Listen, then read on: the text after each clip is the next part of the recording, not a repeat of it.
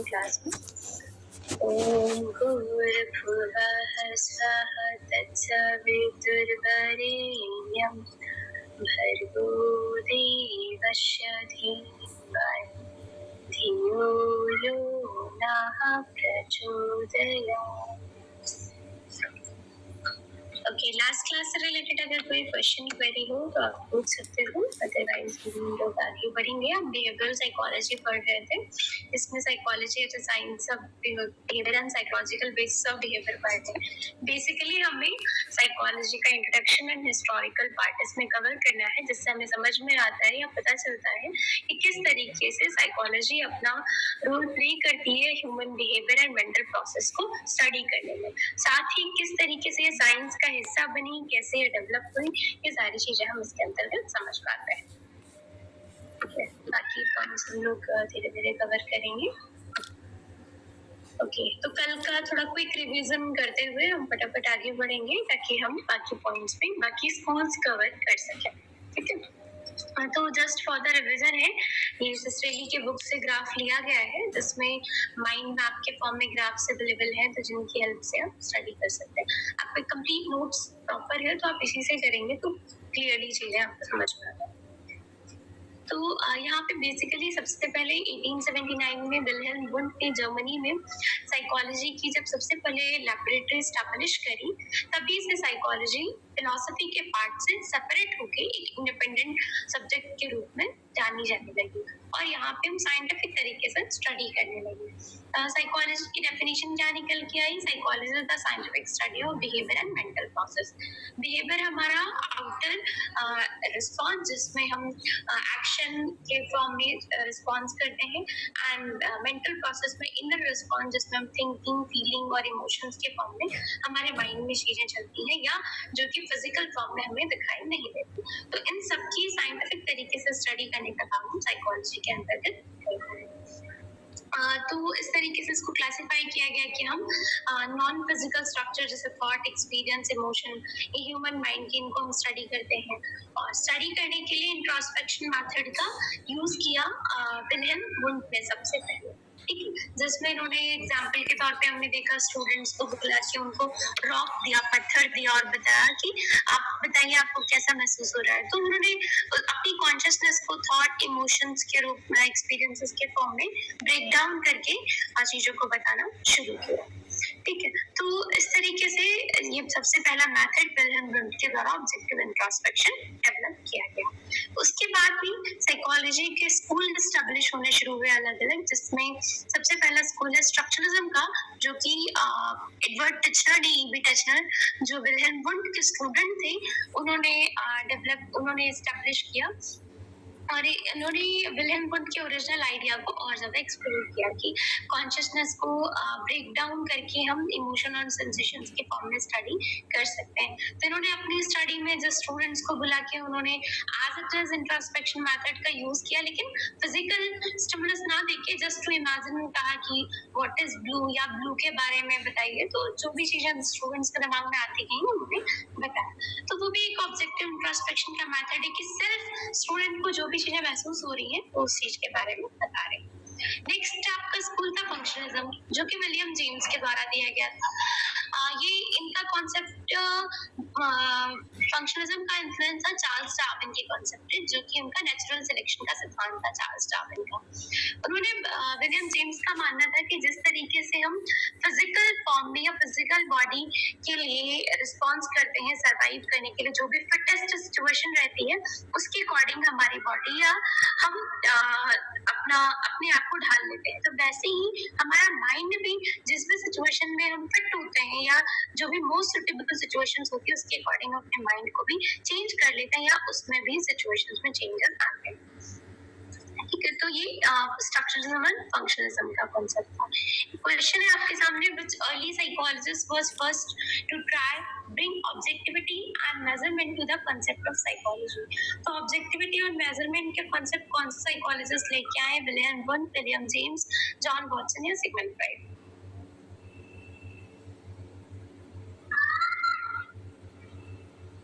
Answer करें तो समझ में आएगा कि आपको क्लियर हुआ है टॉपिक या नहीं। ठीक है, इंट्रोडक्शन का मैथड हमने दिया था और विलियम जेम्स का कंसेप्ट आपका आ जाता है functionalism. So Wilhelm was the first to attempt the study the psychology using introspection, using objective measure activity. He established first laboratory for experimental psychology in 1879 in Leipzig, which marked the beginning of psychology as an objective science. तो यहीं से psychology को जो science की मान्यता दी गई या science के रूप में जाना जाने लगा. ये क्वेश्चन समटाइम पूछा जाता है कि फादर ऑफ साइकोलॉजी कौन है, तो ये आपके विलियम वुंट है. Which of the following early psychologists would have been the most likely to agree with the statement the study of the mind should focus on how it functions in everyday life? कौन से psychologist जिन्होंने function की बात करी है? William Wundt, William James. Excellent. ठीक है, next हमने कल गेस्टाल्ट को भी पढ़ा था. गेस्टाल्ट से रिलेटेड भी क्वेश्चन 2023 में आया, आंसर भी सामने गिवन है कि गेस्टाल्ट उपागम किस धारणा की व्याख्या को कहलाता है. तो सबसे पहले उन्होंने परसेप्शन की व्याख्या करी थी. फिर अभी गेस्टाल्ट के कॉन्सेप्ट को कॉग्निटिव साइकोलॉजिस्ट ने और एलाबोरेट करके लर्निंग, मेमोरी और इन सब पे स्टडी कर रही है. ठीक है, तो गेस्टाल्ट में बेसिकली क्या था, ये इसका जो मेन मोटो था, the whole is greater than sum of its part. मतलब जो भी संपूर्ण है वो अपने छोटे छोटे पार्ट से मिलके बना हुआ है. और अगर हम किसी भी पार्ट्स को देखते हैं तो उन्हें एज अ होल स्टडी करते हैं, पार्ट्स में डिवाइड करके स्टडी नहीं करते. इन्होंने कॉन्शियसनेस का जो कंसेप्ट था उसको थोड़ा अपोज किया कि हम कॉन्शियसनेस को ब्रेक डाउन करके जो स्टडी करते हैं स्ट्रक्चरलिज्म को, उसको अपोज करते हैं. इन्होंने अपना गेस्टाल्ट जर्मनी में अपनी एक नई कॉन्सेप्ट को इवॉल्व किया. तो gestalt psychology early perspective in psychology focusing on perception and sensation, particularly the perception of pattern and whole figure. तो यहाँ पे हम एज अ होल फिगर के रूप में पैटर्न्स को परसीव करते हैं. ये आपके स्कूल्स हैं, स्ट्रक्चरलिज्म, फंक्शनलिज्म एंड देन आपका ये psychoanalysis, behaviourism, gestalt, behaviourism and humoristic psychology. अब हम आज साइकोएनालिसिस को कंटिन्यू करेंगे. साइकोएनालिसिस का कॉन्सेप्ट सिगमंड फ्राइड के द्वारा दिया गया. कई बार कंफ्यूज हो जाते हैं और हम father of psychology Sigmund Freud समझते हैं, लेकिन सिगमंड फ्राइड ने साइकोएनालिसिस नाम के कॉन्सेप्ट की स्कूल की स्थापना करी थी. साथ ही इनकी जो थेरेपी है वो भी साइकोएनालिटिक थेरेपी के नाम से जानी जाती है. इस तरीके से इन्होंने साइकोएनालिसिस के नाम से ये चीजें स्थापित करी. It should be clear by now that psychology did not start in one place at one particular time. तो ये चीज समझ में आ गई होगी कि साइकोलॉजी एक ही टाइम पे मतलब अलग अलग जगह पे अलग अलग तरीके से शुरू हुई, एक ही समय में एक ही जैसे नहीं रही. लोगों रिसर्च का पार्ट रहा तो लोगों के अपने ओपिनियंस, अपने व्यू पॉइंट सामने आते हैं. People of several different viewpoints were trying to promote their own perspective on the study of human mind and behavior in different places all over the world. तो लोगों ने अलग अलग अपने व्यू पॉइंट, अपने पर्सपेक्टिव को ह्यूमन माइंड के जो भी रिसर्चर्स थी उनको लोगों के सामने डिफरेंट तरीके से प्रेजेंट करना शुरू किया और साइकोलॉजी की फील्ड में नई नई इवोल्यूशंस शुरू हो गए. तो बेसिकली जो आपको मैंने बताया कि जितने भी प्रीवियस साइकोलॉजिस्ट रहे वो बाय प्रोफेशन साइकोलॉजिस्ट नहीं रहे, उनका प्रोफेशन दूसरा रहा है. वो धीरे धीरे रिसर्च करते करते वो साइकोलॉजी को ही उन्होंने इवॉल्व किया. तो ये मेडिकल प्रोफेशन थे, प्रोफेशनल थे, सर्जन थे. Sigmund Freud medical profession surgeon नहीं थे, ये मेडिसिन के प्रोफेशन में इनका एक फिजिशियन थे, फिजिकल क्लिनिक के चलाते थे जिसमें लोगों को मेडिसिन या नर्वस सिस्टम से रिलेटेड प्रॉब्लम्स को सॉल्व करते हैं. The medical profession took a whole different approach to psychology. तो मेडिकल प्रोफेशन के जितने भी प्रोफेसर्स थे उस टाइम के, उन्होंने डिफरेंट अप्रोचेस साइकोलॉजी के लेने शुरू करी. किसी जैसे इवान पैब्लो को देखेंगे तो आप डाइजेस्टिव सिस्टम पे काम कर रहे थे, अच्छे सर्जन थे. सिगमंड फ्राइड मेडिसिन स्पेशलिस्ट थे एक तरीके से. तो psychoanalysis is an insight therapy based on theory of sad emphasizing the revealing of unconscious conflict. Freud's term for both the theory of personality and therapy based on it. तो psychoanalysis एक insight based therapy है या theory है जिसको Freud ने दिया. इसमें इन्होंने किस चीज पे काम किया, अनकॉन्शियस पे काम करना शुरू किया. अब अभी तक कॉन्शियसनेस में स्ट्रक्चरलिज्म काम कर रहा था, गेस्टाल्ट आए और इसके बाद में इन्होंने बताया कि अनकॉन्शियस पे इन्होंने काम करना शुरू किया कि अनकॉन्शियस की कंफ्लिक्ट है वो साइकोलॉजिकल प्रॉब्लम्स का या फिर किसी भी इस तरीके की जिनकी वजह से पर्सन मेंटली डिस्टर्ब हो रहा है उसकी वजह से उसका रीजन अनकॉन्शियस कंफ्लिक्ट हो सकता है। तो फ्रायड के जो कॉन्सेप्ट है वो 2 पार्ट्स में डिवाइडेड है, एक तो पर्सनालिटी थ्योरी के फॉर्म में, दूसरा थेरेपी के फॉर्म में भी, ठीक है। और प्रॉब्लम का रीजन इन्होंने अनकॉन्शियस कंफ्लिक्ट बताया। Sigmund Freud had become a noted physician in Austria. ये ऑस्ट्रिया के noted physician थे. While structuralists were arguing, the functionalists were specializing, and Gestalt were looking at a big picture. जहाँ पे अलग-अलग areas में structuralist अपनी चीजों को लेके आर्ग्यू कर रहे थे, फंक्शनलिस्ट अपनी चीजों को लेके स्पेशलाइजेशंस दिखा रहे थे, Gestalt ने अपना एक बिगर पिक्चर दिखा रखा था। वहीं पे सिगमंड फ्रायड ऑस्ट्रिया में एक नोटेड फिजिशियन जाने जाते थे। इन्होंने अपनी प्रैक्टिस के दौरान कुछ ऐसा फाइंड आउट किया कि लोगों की जो फिजिकल प्रॉब्लम्स थी उनका इन्होंने रीजन देखा कि कुछ ऐसा है जो कि इनर है, जो साइकोलॉजिकल है या फिर जो माइंड में है, मेंटल कंफ्लिक्ट है, तो उसको इन्होंने अनकॉन्शियस कंफ्लिक्ट का नाम दिया। जब उस कंफ्लिक्ट को रिजॉल्व करना शुरू किया तो वो चीजें सॉल्व होने लगी और लोगों को मेडिसिन जल्दी इफेक्ट दिखाने लगी और लोग जल्दी ठीक होने शुरू हो गए। तब इन्होंने इस कॉन्सेप्ट को समझा और इसको फिलोसफी के अपने कॉन्सेप्ट के फॉर्म में, थ्योरी के फॉर्म में रिप्रेजेंट किया। Freud was a neurologist, a medical doctor who specializes in disorder of the nervous system. तो basically ये medical doctors थे और nervous system पे specially ये काम कर रहे थे, nervous system से related disorders पे इनका specialization था, treatment करते थे।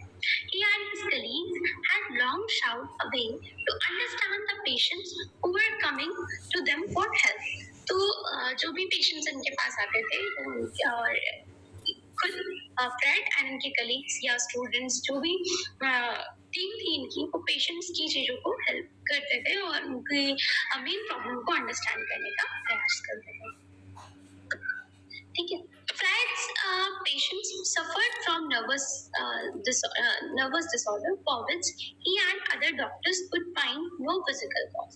तो फ्रायड ने देखा कि उनके जो पेशेंट्स थे कुछ नर्वस सिस्टम से रिलेटेड डिसऑर्डर को सफर कर रहे थे, लेकिन उसका कोई फिजिकल कॉज नहीं था। नर्वस सिस्टम से रिलेटेड डिसऑर्डर मतलब बहुत ज्यादा लेग पेन होना, बहुत ज्यादा मतलब नर्वस सिस्टम हमारा प्रॉपर्ली काम नहीं करता। तो उन्होंने देखा एक्सरे वगैरह से जो भी चीजें दी जा रही है फिजिकल फॉर्म में वो सब कुछ ठीक है, उनका कोई फिजिकल कॉज नहीं है।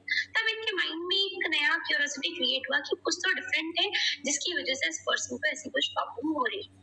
Therefore, it was thought the cause must be in the mind, and that is where Freud began to explore. तो उन्हें लगा कि माइंड में कुछ ऐसा है, कुछ ऐसा थॉट प्रोसेस में या किसी और चीज में प्रॉब्लम है, इमोशंस में प्रॉब्लम है या कंफ्लिक्ट कोई और माइंड में क्रिएट हो रहा है जिसकी वजह से पर्सन को प्रॉब्लम हो रही है। कोई फिजिकल कॉज के अलावा कोई मेंटल कॉज या कोई और रीजन हो सकता है। तब इन्होंने इस चीज को एक्सप्लोर करना शुरू किया। तो स्टोरी के हम इस चीज को समझेंगे तो इजीली याद आएंगे। He proposed that there is an unconscious या unaware mind into which we push or repress all of threatening urges and desires. तो इन्होंने ये फाइंड आउट किया कि अनकॉन्शियस जिसके प्रति हम अनअवेयर हैं उस माइंड में क्या हम डाल देते हैं, जो भी हमारी रिप्रेस डिजायर्स होती हैं, जो भी थ्रेटनिंग अर्ग्स होती हैं, किसी ने हमें धमकी दी या कोई भी चीजें हमें परेशान कर रही हैं, डिजायर्स जो फुलफिल नहीं हो पा रही है, अब उन्हें अनकॉन्शियस में पुश कर देते हैं, अनकॉन्शियस में भेज देते हैं।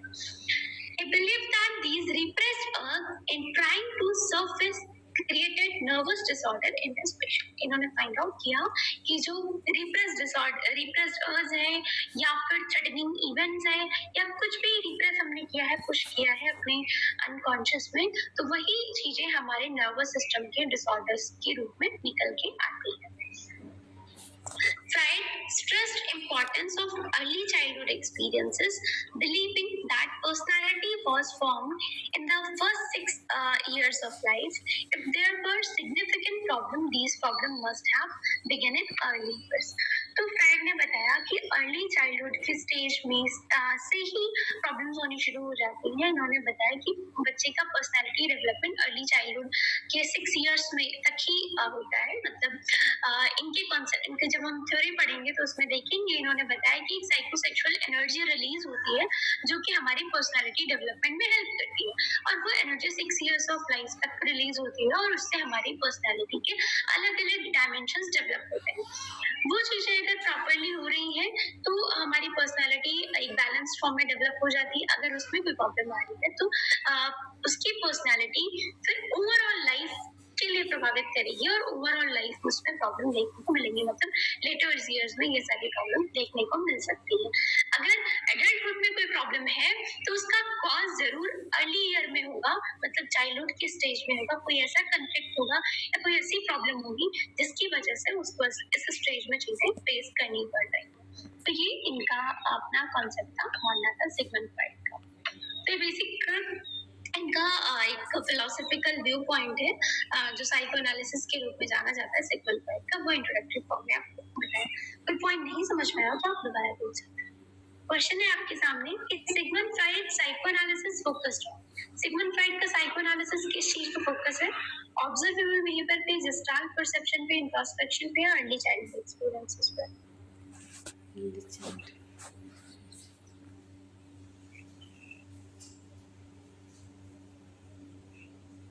डी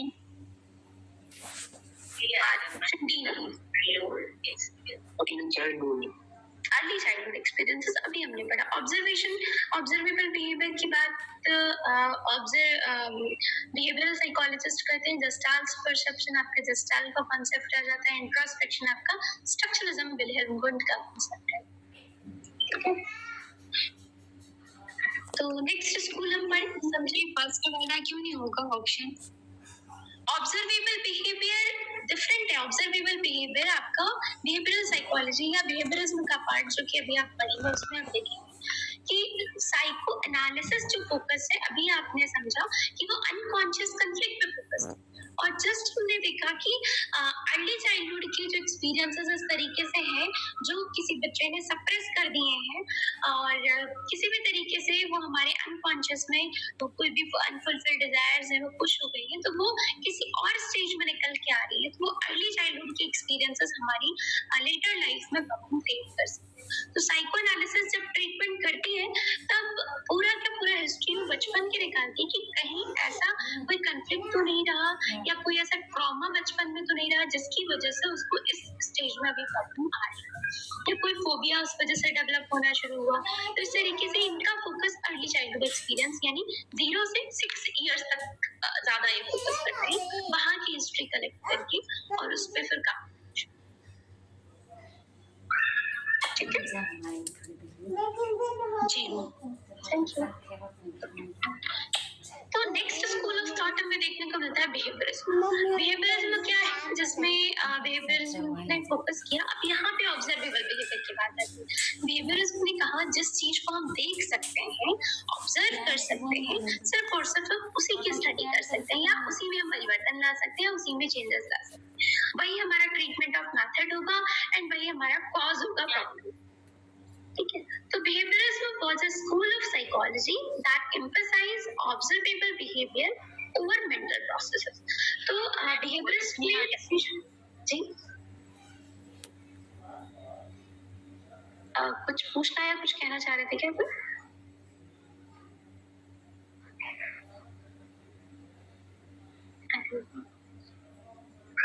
तो behaviorism was a school of psychology that emphasized observable behavior over mental process.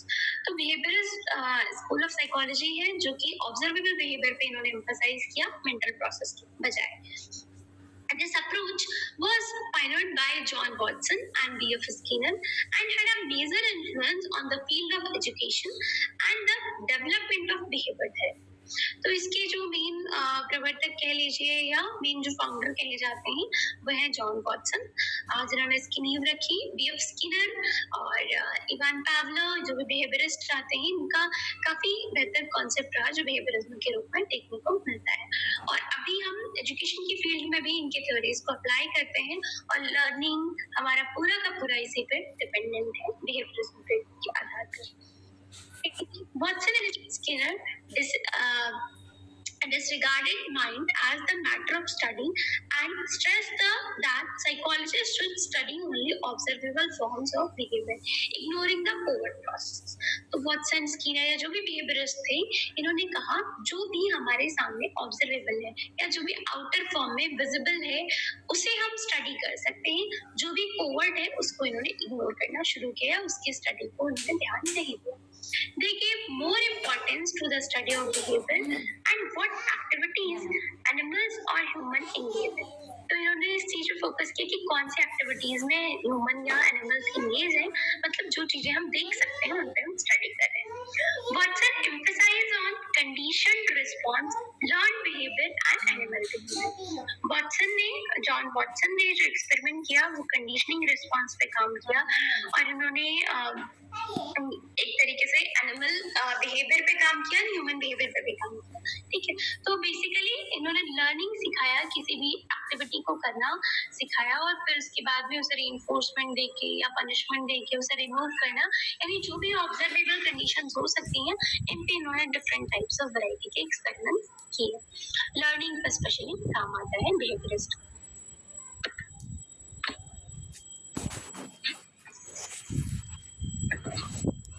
ठीक है, तो इस बिहेवियरिज्म के कॉन्सेप्ट में सबसे पहले आती है कंडीशनिंग की. जब बात आती है कंडीशनिंग का मतलब है कि हम किसी चीज से, हमारा माइंड एक तरीके से टाई अप हो गया है, हमारे माइंड में सेटिंग बन गई है कि ऐसा होगा फिर ऐसा रिस्पॉन्स आएगा, मतलब कोई स्टिमुलस आएगा तो उसके प्रति हमें ऐसा रिस्पॉन्स करना है.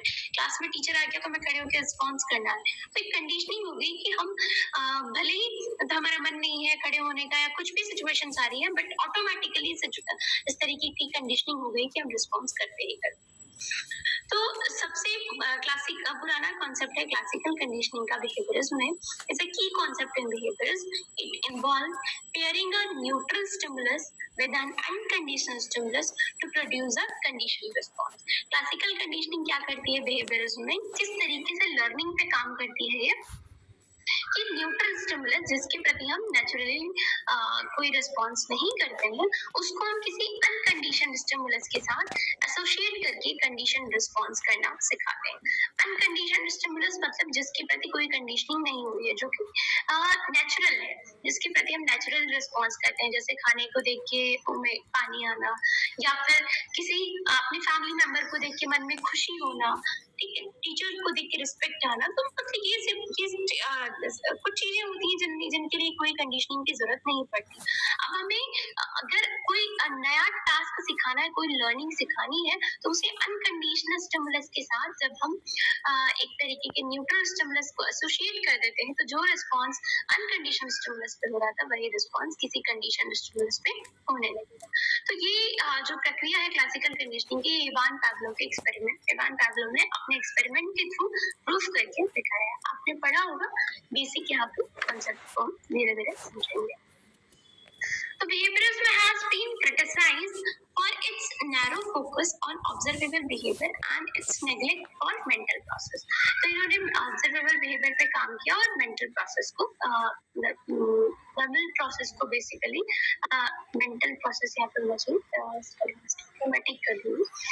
तो mental process पे basically इन्होंने neglect किया. It also ignored the role of genetic and biology in behavior. तो जेनेटिक का रोल, बायोलॉजी का रोल, उन सब का रोल इग्नोर करते हुए सिर्फ और सिर्फ ऑब्जर्वेबल बिहेवियर पे काम किया.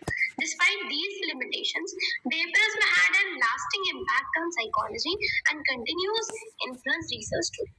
इतने के बावजूद भी जैसे इन्होंने एक कॉन्सेप्ट को पकड़ रखा ऑब्जर्वेशन, तो वो ऑब्जर्वेशन का एरिया इतना ब्रॉडर हुआ, इतना एक्टिवली उस पर रिसर्च और रिस्पॉन्सेज मिले कि आज के टाइम पे भी हम उस पर रिसर्च होते हुए देख रहे हैं. लर्निंग से रिलेटेड जितने भी रिसर्च हुए वो सारे ऑब्जर्वेबल पे हैं.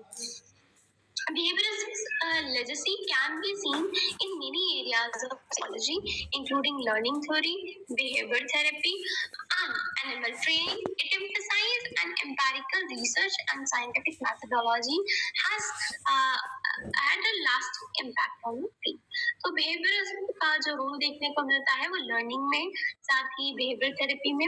कोई भी मतलब बहुत सारी बिहेवियर थेरेपीज डेवलप हुई हैं जो कि इसी पे बेस्ड है कि उनमें रियल चेंजेस दिखाई दे रहे हैं. जैसे सिस्टमैटिक डिसेंसिटाइजेशन थेरेपी है बिहेवियर की, फोबिया किसी को भी है तो उसको ठीक करने के लिए. इस तरीके से बहुत सारी थेरेपीज, बहुत सारे कॉन्सेप्ट्स दिए गए हैं.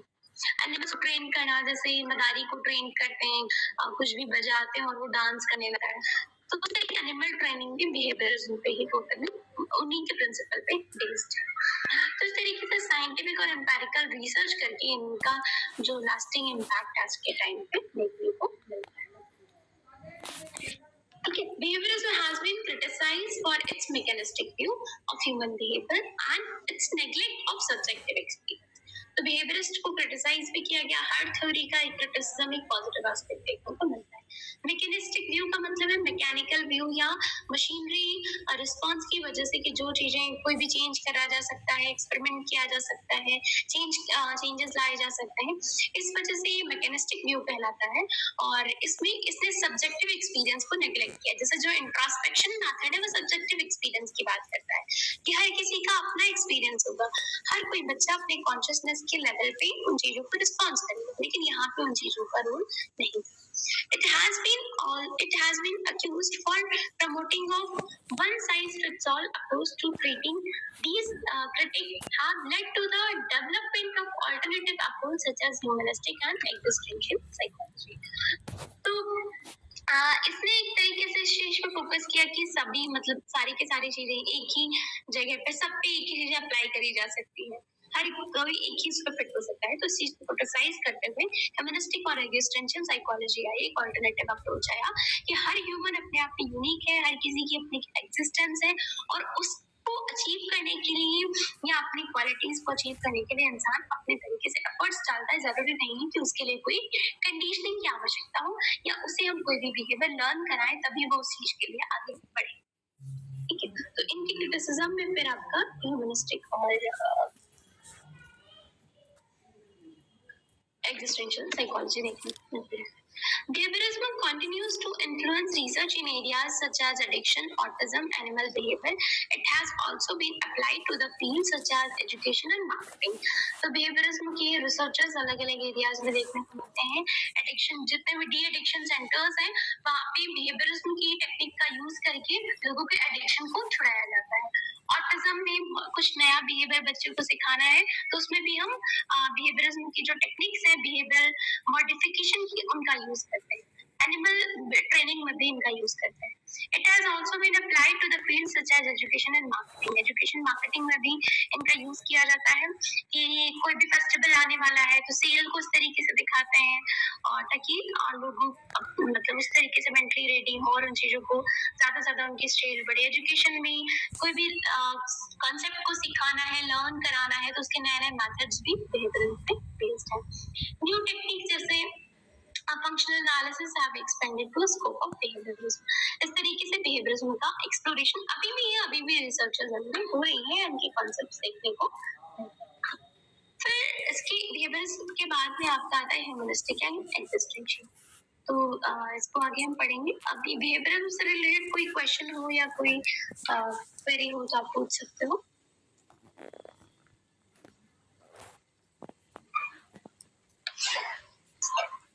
बाकी आप जब लर्निंग पढ़ेंगे कॉग्निटिव साइकोलॉजी के अंतर्गत तो उसमें पावलोव के, स्किनर के, इन सब के एक्सपेरिमेंट्स वगैरह के बारे में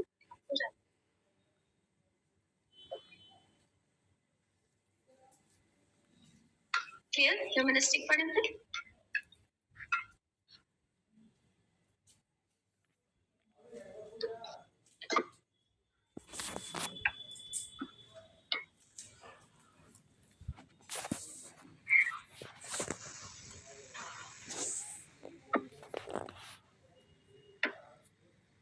ओके, मतलब बहुत स्वीकृति मिल रही है कि मैं आगे बढ़ूं।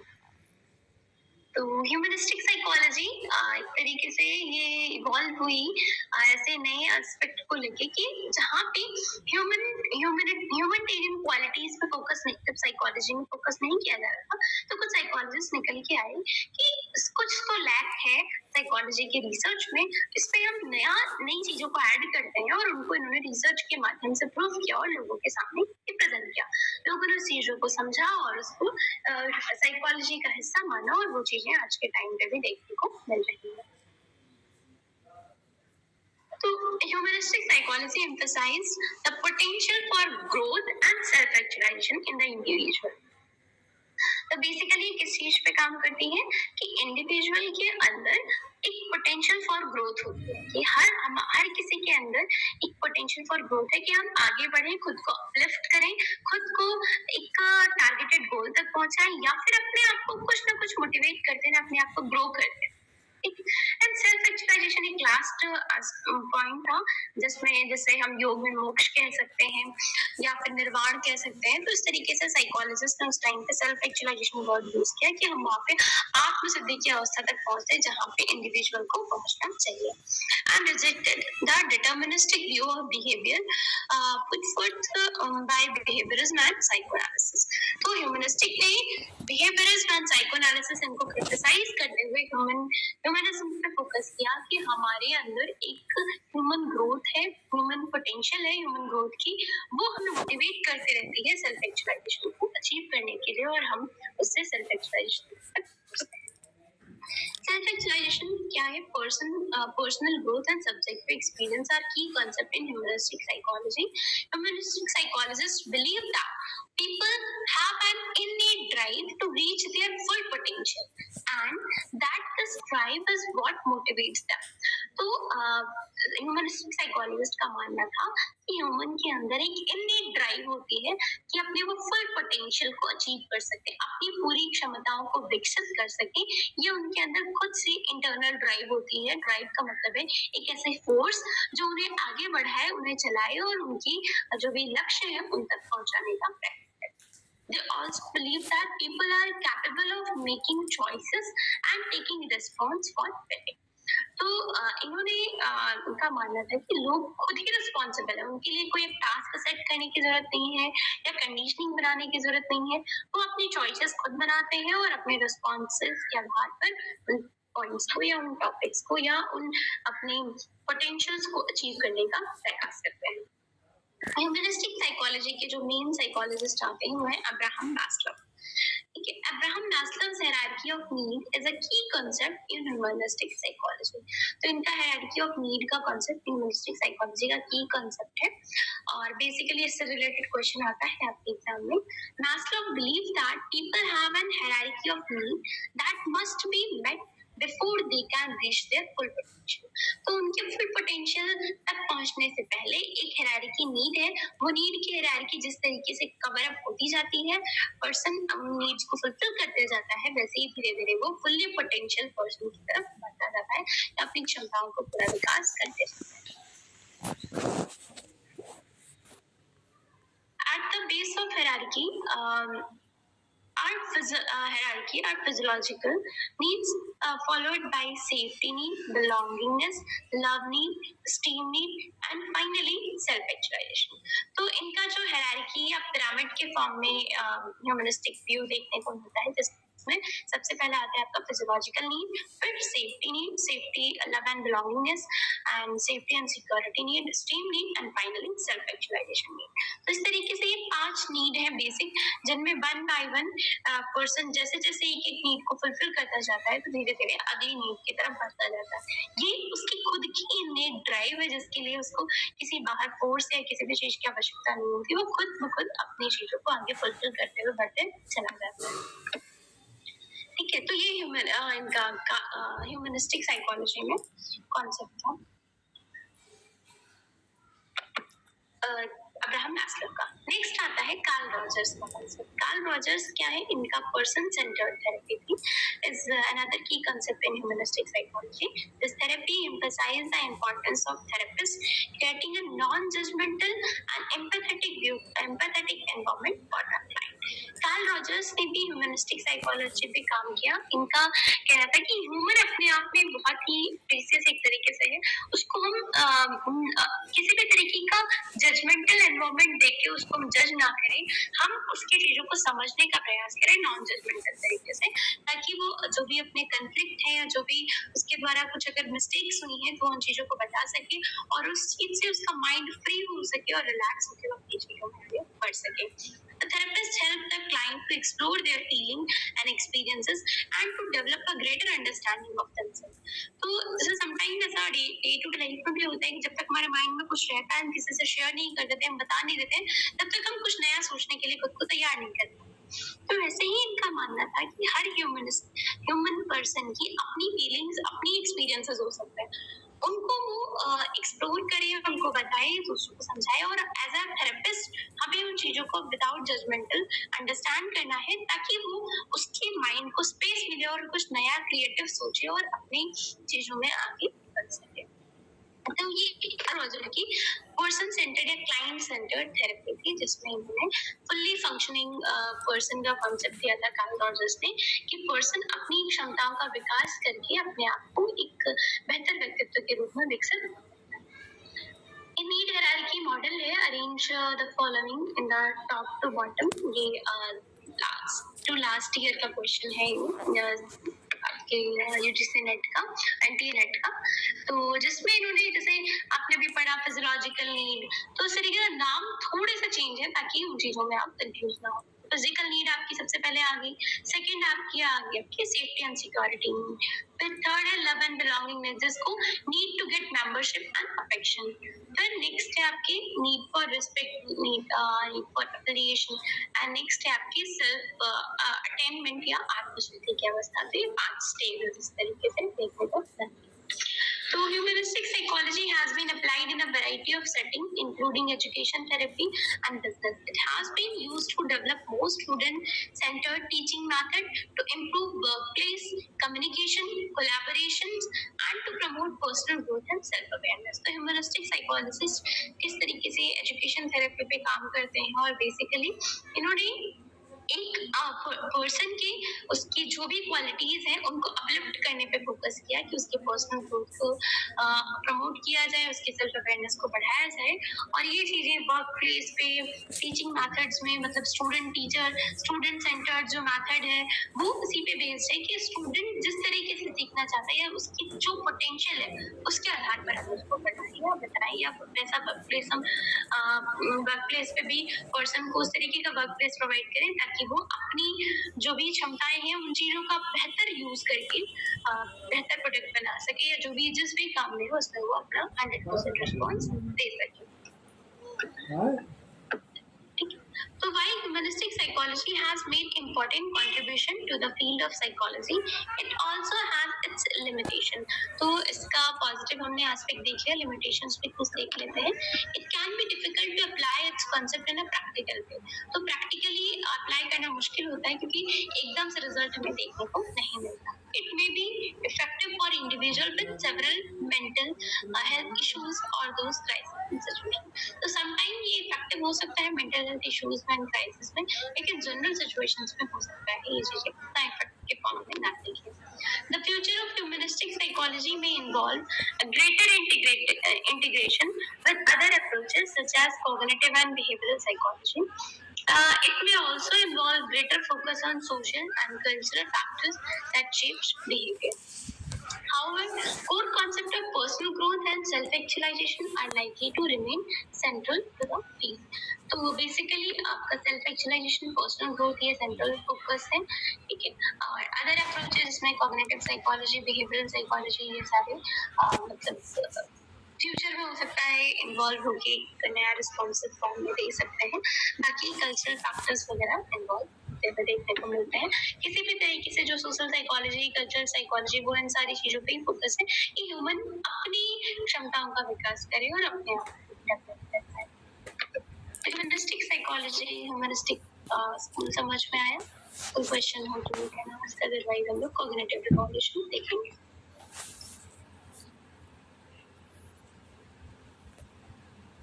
मैम कार्ल रोजर की एक बार आप फिर से बता दीजिए, मतलब हाँ, कार्ल रोजर का जो कंसेप्ट है ना, वो बेसिकली इन्होंने एक क्लाइंट सेंटर्ड थेरेपी के रूप में अपने कॉन्सेप्ट को दिया है।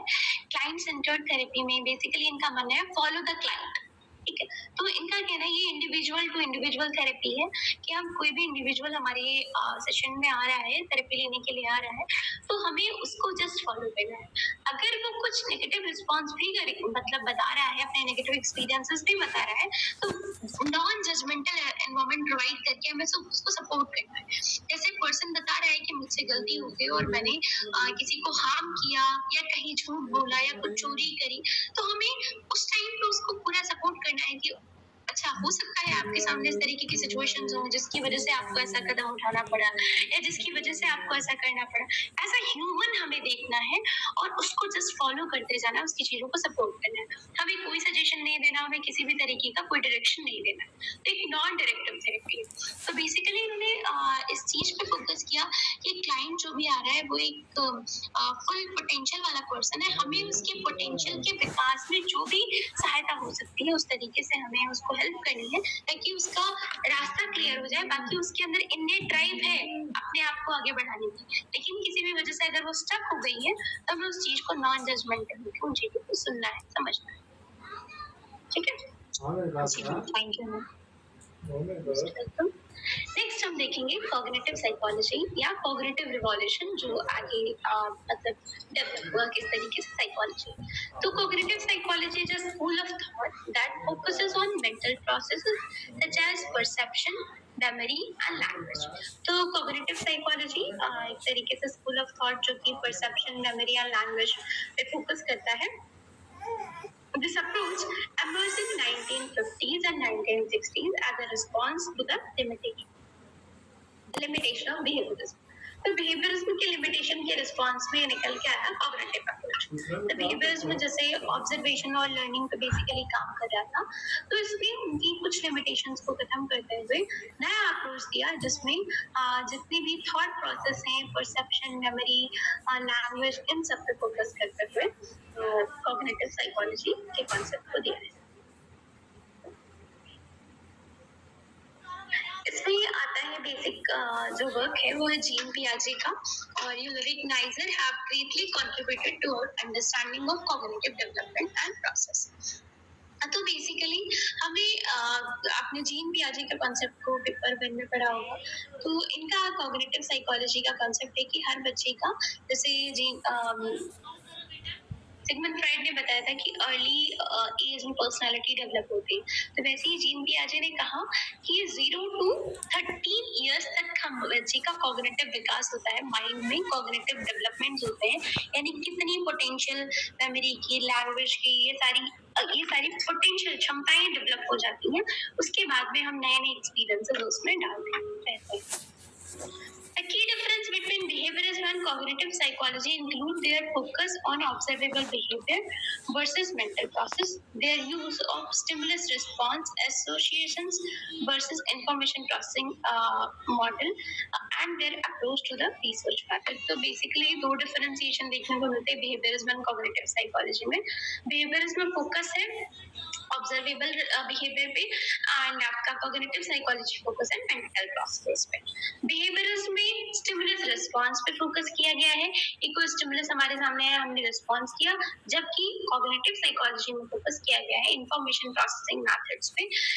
कंप्यूटर भी इंफॉर्मेशन प्रोसेसिंग अप्रोच पे काम करता है कि हमने माइंड में कोई इंफॉर्मेशन ली, उनको स्टोर किया, फिर रिस्पॉन्स कर रहे हैं उस आधार पर, या हमने वो अनुभव बना लिए या उससे रिलेटेड हमारे अंदर फीलिंग्स, इमोशंस, ये सारी चीजें स्टोर हुई। आवश्यकता पड़ने पे जैसे किसी व्यक्ति के प्रति या किसी भी वस्तु के प्रति हमारी कोई फीलिंग है, हमें कोई ड्रेस अच्छी लगी तो ड्रेस को देखते ही हमारा रिस्पॉन्स इस तरीके से आता है, तो वहाँ पे वो इंफॉर्मेशन प्रोसेसिंग मॉडल के रूप में अपेंड हो रही है कि इंफॉर्मेशन सेव हुई, स्टोर हुई, उस टाइम बाद वो चीजें दोबारा से आपके माइंड में आ रही है। तो इस तरीके से डिफरेंशिएशन है कॉग्निटिव एंड बिहेवियरिज्म का, और फिर बिहेवियरिज्म की ही चीजों को आगे मतलब एक तरीके क्रिटिसाइज करते हुए आगे बढ़ाया गया था कॉग्निटिव के form.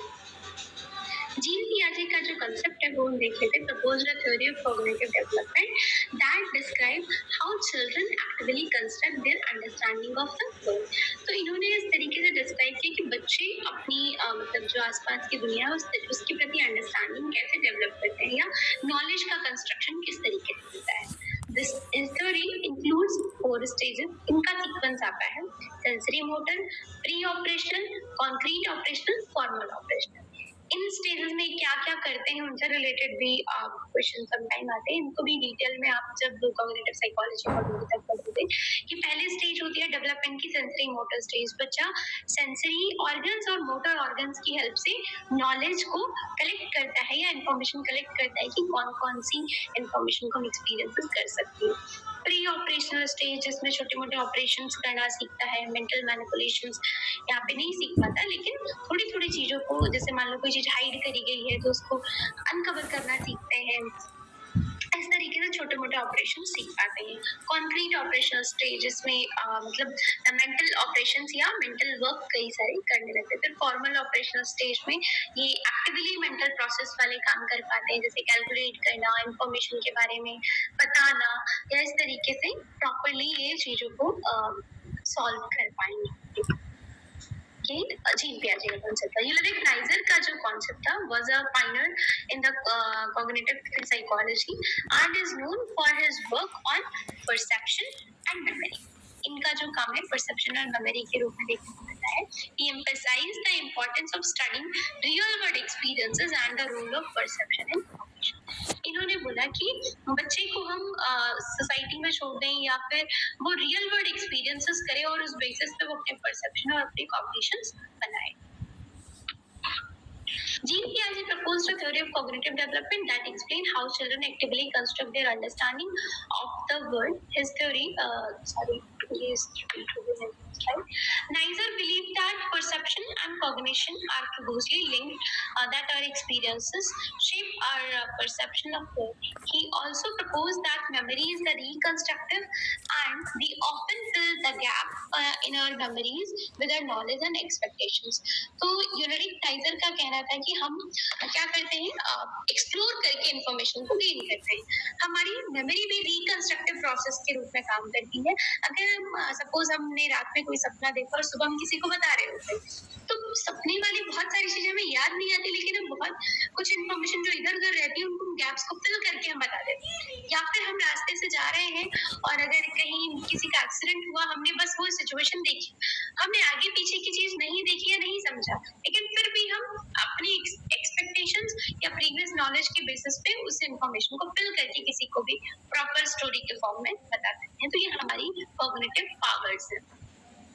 Cognitive psychology has had a significant impact on number of fields, including education, mental health, and artificial intelligence.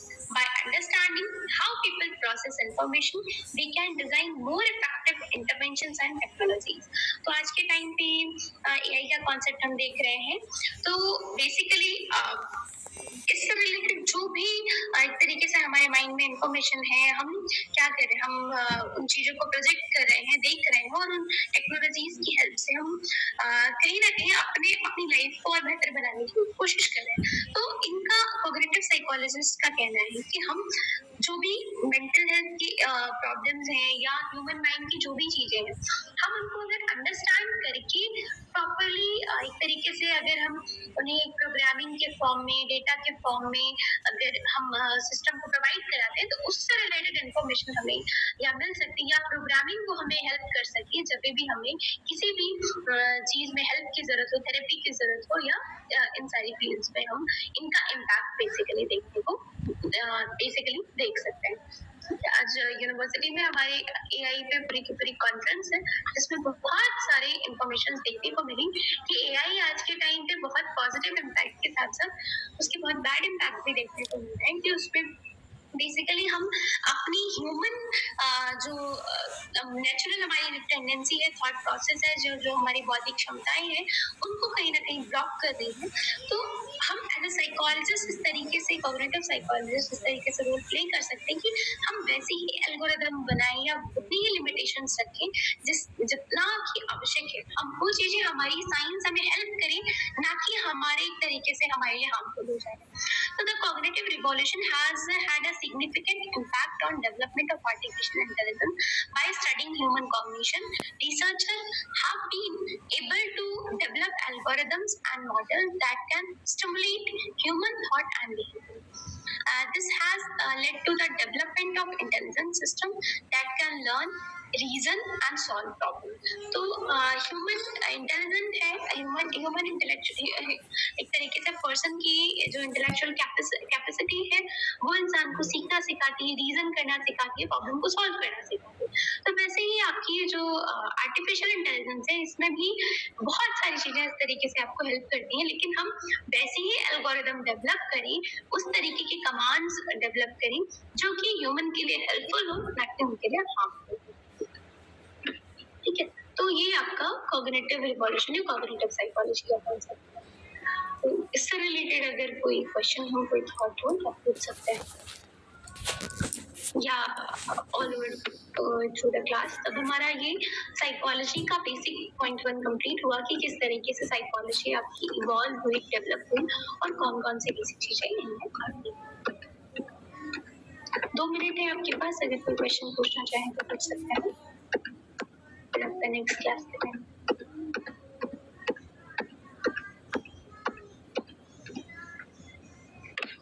तो basically psychology is a science of behaviour and psychological basis of behaviour. क्या क्या basics थे psychology के वो आपने पढ़े। फिर next कल हम लोग पढ़ेंगे introduction to altered state of consciousness, कि आपकी कॉन्शियसनेस क्या होती है, उसकी चेतना की बदली हुई अवस्था क्या होती है, उनके अंदर stages of sleep and sleep disorders. If you have any query, please ask.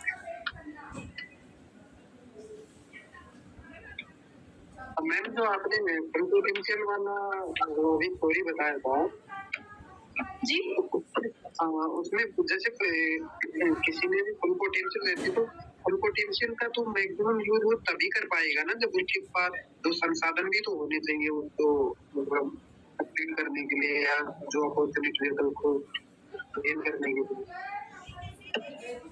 देखो फुल पोटेंशियल का यूज करने के लिए संसाधन अपने आप, देखो वहां पे जो उनका कंसेप्ट है वो बेसिकली ये है कि इंसान के अंदर एक खुद की ड्राइव है।